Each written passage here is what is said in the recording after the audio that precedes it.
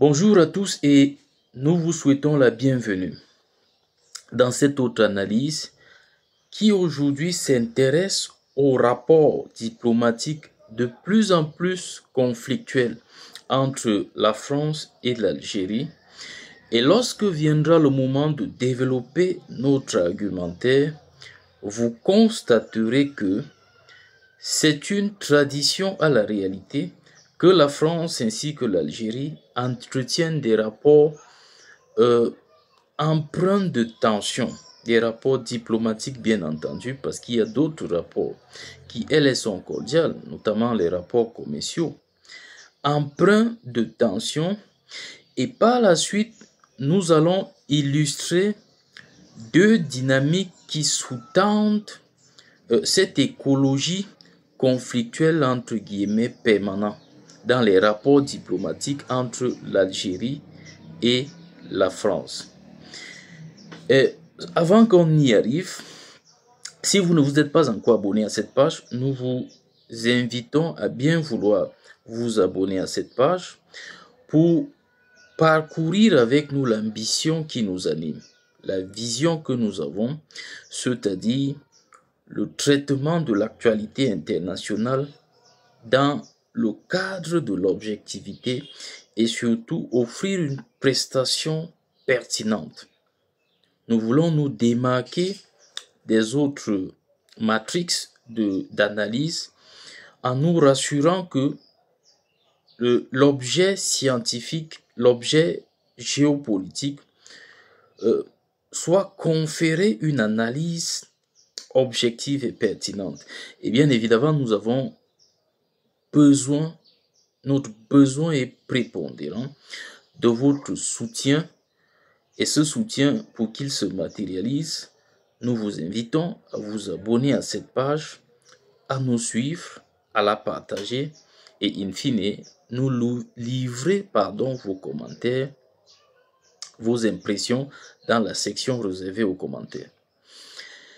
Ainsi, la thématique d'aujourd'hui s'articule autour de l'accord de 1968, un héritage complexe dans les relations franco-algériennes. Pour introduire notre thématique, notre réflexion, sachez que les relations diplomatiques entre Paris et Alger connaissent une intensification sans précédent depuis plusieurs années. Historiquement, marquées par des turbulences, les interactions entre les deux capitales se sont détériorées ces derniers mois au point que le président Abdelmadjid Tebboune, c'est-à-dire le président algérien, exprime ses craintes quant à une séparation irréparable. Le 26 février, le premier ministre français François Bayrou a clarifié la position de la France tiraillée entre l'approche modérée du ministre des Affaires étrangères, Jean-Noël Barrot, et la ligne rigoureuse de son homologue de l'Intérieur, Bruno Retailleau. Ce dernier a prévalu et François Bayrou a annoncé que la France demanderait à l'Algérie de réexaminer l'ensemble des accords bilatéraux. Bien que Bayrou ait évité d'encourager une escalade, cette déclaration risque d'être perçue comme telle. En effet, les ressortissants algériens bénéficient depuis l'accord de 1968 d'un régime diplomatique plus favorable que celui accordé aux autres étrangers. La principale source de ce rapport de force récurrent entre ces deux États réside dans la nature de leurs relations, où s'observe un équilibre précaire, chacun disposant de leviers d'intimidation à l'égard de l'autre. Et c'est cela qu'il faut avoir en tête. Voilà donc les sommiers de ces différents rapports conflictuels. Chaque partie dispose de leviers d'intimidation. Et dans le développement, nous allons les évoquer. Et c'est cette parité à la réalité précaire. C'est cette parité-là qui justifie cette parité en possession, bien entendu, de leviers d'intimidation de part et d'autre, qui justifie l'écologie de tension entre les deux nations. Vous voyez, cette dynamique conjoncturelle prédispose les deux nations à connaître de nouvelles tensions dans l'avenir. Ce ne serait pas une prophétie de le dire. Il est donc important de noter que la France ne connaît pas systématiquement de crise diplomatique avec ses anciennes colonies, ce qui rend l'argument historique insuffisant. Nous y avions d'ailleurs pensé, et en traitant la question de l'argument historique, nous étions obligés de constater son insuffisance pour expliquer la complexité de leur interaction actuelle. Donc, pour ce qui est de ces leviers d'intimidation, et s'agissant particulièrement de la France, chaque crise diplomatique avec l'Algérie entraîne souvent une réponse axée sur la question migratoire. Serge Lama, professeur de droit à l'université de Grenoble-Alpes, souligne que cette stratégie, déjà utilisée par le gouvernement Castex en 2021, souvenez-vous, à l'encontre de l'Algérie, du Maroc et de la Tunisie, est devenue un outil récurrent de pression de la part de Paris vis-à-vis d'Alger, bien entendu. Il convient de noter que 3 millions de binationaux ou de Français d'origine algérienne résident en France, ce qui accentue la complexité de cette problématique.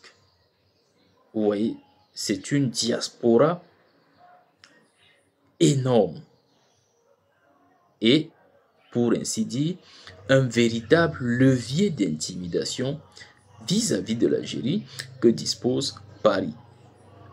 La question se pose alors de savoir en quoi consiste l'accord de 1968.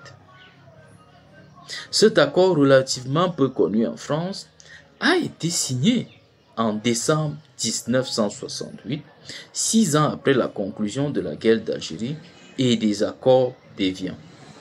Initié sous la présidence du général de Gaulle, cet accord facilite l'installation en France des travailleurs algériens pouvant atteindre jusqu'à 35 000 par an, ainsi que leur famille, tout en leur conférant un statut spécifique. Vous voyez, il s'agit d'une exclusivité.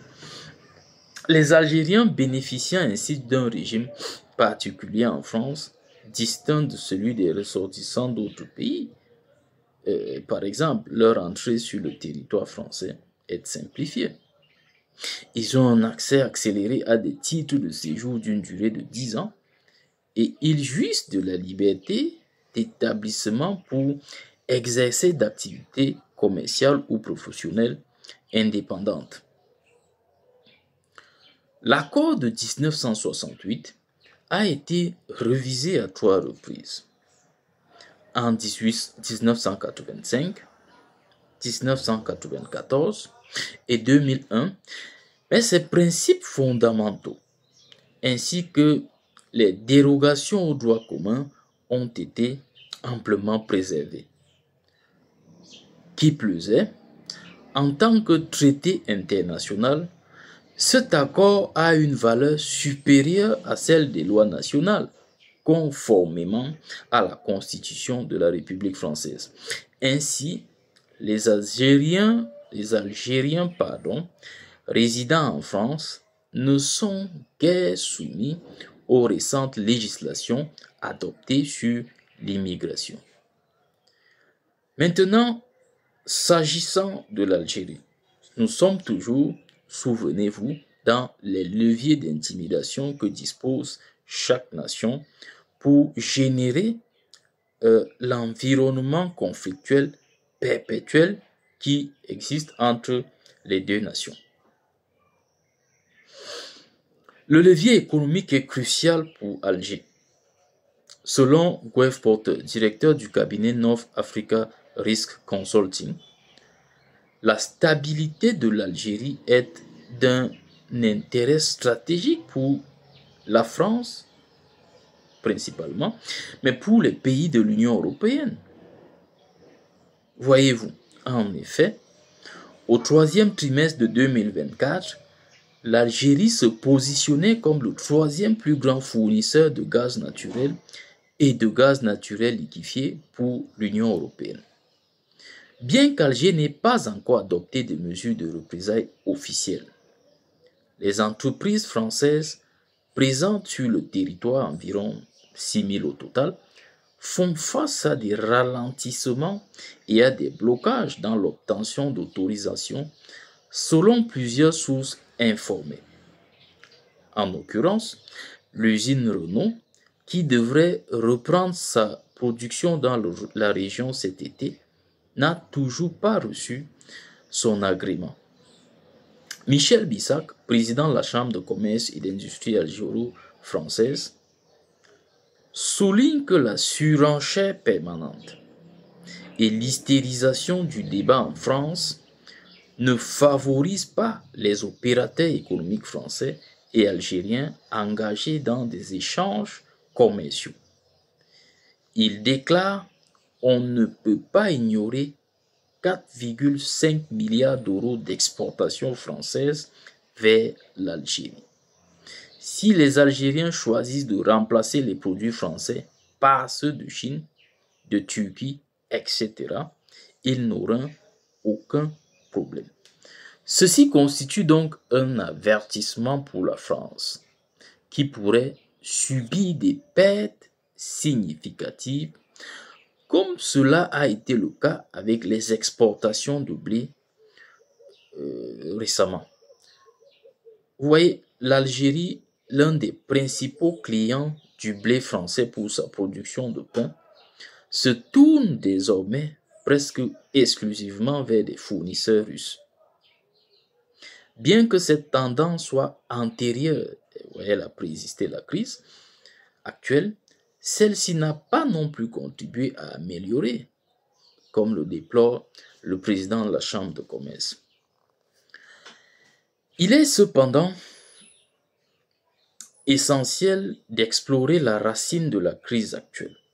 Vous voyez, nous avons commencé par aborder les sommiers, les matelas liés aux différentes crises récurrentes, et il se trouve que les tensions se sont exacerbées. Encore faut-il comprendre là où les causes. Mais pour le cas d'espèce, il y en a deux principales. La racine de cette crise actuelle, à savoir le Sahara occidental, qui représente le centre névralgique des tensions. Fin juillet, la France a officiellement exprimé son soutien au Maroc concernant le statut du Sahara occidental. Ce territoire, dont le statut reste indéfini selon l'ONU, est l'objet de disputes. D'un côté, le Maroc revendique sa souveraineté, tandis que de l'autre, les indépendantistes saharouis du Front Polisario, soutenus par l'Algérie, en revendiquent l'indépendance. Vous savez, en géopolitique, les nations peuvent, de manière indirecte, implicite, soutenir soit des rébellions, soit des groupes armés. Pour la thématique, nous abordons le soutien de l'Algérie avec le Front Polisario. On peut également évoquer le M23 avec le Rwanda, bien que le leader rwandais continue de contester en bloc le soutien qu'il fournit au groupe armé, le M23. Donc, suite à cette déclaration du président français Emmanuel Macron, une série de contrats a été signés favorisant les entreprises françaises désireuses d'investir dans la région. Ça nous permet d'aborder en sous-titre un pan qui mériterait peut-être toute une analyse ou alors une série d'analyses. Le rôle des intérêts économiques dans les positions politiques. Et vous verrez que ce soit les déplacements dans la signature de coopération et des rapports commerciaux entre les États, les chefs d'État se déplacent toujours et toujours avec des oligarques économiques, des porteurs de grands capitaux, des influences économiques dans leurs différentes nations. Simplement parce que le levier économique actionne majoritairement les positions politiques, sans oublier que la plupart des politiciens sont le fruit, l'émanation des différents acteurs politiques qui ont soit investi de leurs capitaux dans leur ascension au pouvoir, soit alors font partie de l'état profond de ces différentes nations. En prenant position en faveur de Rabat, Paris a donc ainsi irrité Alger. Abdelmadjid Tebboune a d'ailleurs averti, et je le cite, « Je l'ai prévenu, vous faites une grave erreur, vous n'allez rien gagner et vous allez nous perdre. » Fin de citation. Malgré cet avertissement, Emmanuel Macron a maintenu sa position. En réponse à cette situation, Alger a décidé de rappeler son ambassadeur à Paris, une démarche qui symbolise une rupture diplomatique. Ce retrait est significatif car il équivaut à imposer un break dans les relations entre les deux pays. Par la suite, un incident tragique vient illustrer les tensions contemporaines. Une attaque mortelle au couteau a eu lieu dans le centre-ville de Mulhouse, ça c'est dans le Haut-Rhin, le 22 février 2025. Un individu a agressé plusieurs personnes, entraînant la mort d'une victime et des blessures pour au moins 3 policiers municipaux. Le suspect, déjà fiché pour des risques terroristes, a été appréhendé et le parquet national antiterroriste a été saisi de l'affaire. Selon des sources syndicales, l'agresseur originaire d'Algérie était sous contrôle judiciaire avec assignation à résidence et faisait l'objet d'une obligation de quitter le territoire français.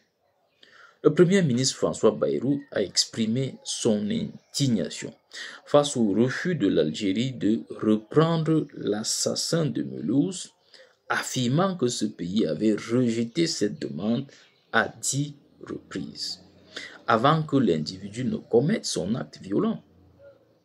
Ce dernier a qualifié cette décision d'inacceptable lors d'une visite au salon de l'agriculture. Vous voyez, on en est au point où cette conflictualité s'invite au salon d'agriculture de la France.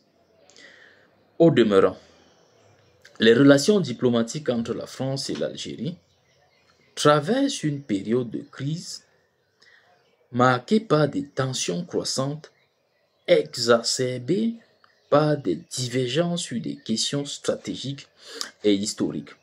L'attaque récente à Mulhouse souligne la complexité de ces relations où les enjeux migratoires et sécuritaires s'entrelacent avec des considérations économiques et géopolitiques. Alors que la France cherche à réévaluer ses accords bilatéraux et à gérer les conséquences de son soutien au Maroc sur le Sahara occidental, les échanges commerciaux se voient perturbés de plein fouet par cette nature, cet environnement diplomatique entre les deux nations. Cette dynamique précaire donc pourrait entraîner une escalade des tensions, comme c'est déjà le cas, rendant impératif un dialogue constructif pour éviter une rupture irréparable entre les deux nations. Chacune d'elles, comme nous l'avons illustré dans notre développement, lorsque nous développions le corps de notre thématique, chacune d'elles disposant des mesures d'intimidation, la voie réelle vers des rapports apaisés entre les deux nations, c'est un dialogue constructif puisque chacune des parties, chacun des protagonistes dispose des mesures d'intimidation ou alors des pressions vis-à-vis de l'autre. Infiniment merci de nous avoir suivis dans cette analyse. Nous vous invitons à vous abonner à cette page pour bénéficier de davantage d'analyses objectives et pertinentes. Une fois de plus, merci et à très bientôt.